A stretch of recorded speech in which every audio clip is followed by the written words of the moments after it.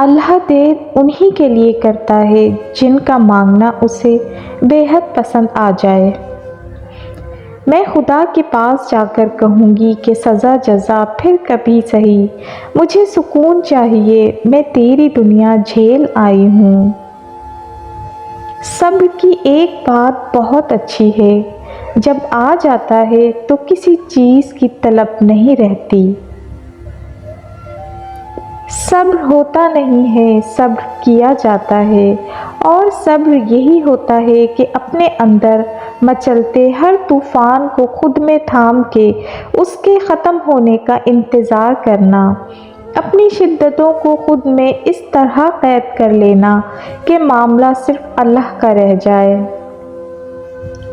جب احساس ہو جائے کہ جس نامحرم سے آپ کو محبت ہے وہ آپ کا محرم کبھی نہیں بن سکتا، تو خدا کی رضا کی خاطر پیچھے ہٹ جانا چاہیے، تاکہ یوم قیامت جب وہ رب ذوالجلال پوچھے کہ اے بندے بتا تو نے میری خاطر اپنی کون سی پسندیدہ شے چھوڑی، تو ہمارا دامن خالی نہ ہو۔ انسان سب کچھ بھول سکتا ہے سوائے ان لمحوں کے جب اسے اپنوں کی ضرورت تھی اور وہ دستیاب نہیں تھے۔ الحمدللہ اب مجھے دنیا کی چیزیں متاثر نہیں کرتیں، اچھے لباس، اونچے عہدے، اونچے اسٹیٹس اور دولت میرے لیے کوئی حیثیت نہیں رکھتی، مجھے تو بس اب اللہ کی محبت چاہیے جو ان سب چیزوں سے بڑھ کر ہے۔ اور اپنے گھر والوں کو نماز کا حکم دو اور خود بھی اس پر ثابت قدم رہو۔ ہم تم سے رزق نہیں چاہتے، رزق تو ہم تمہیں دیں گے اور بہتر انجام تقویٰ ہی کا ہے۔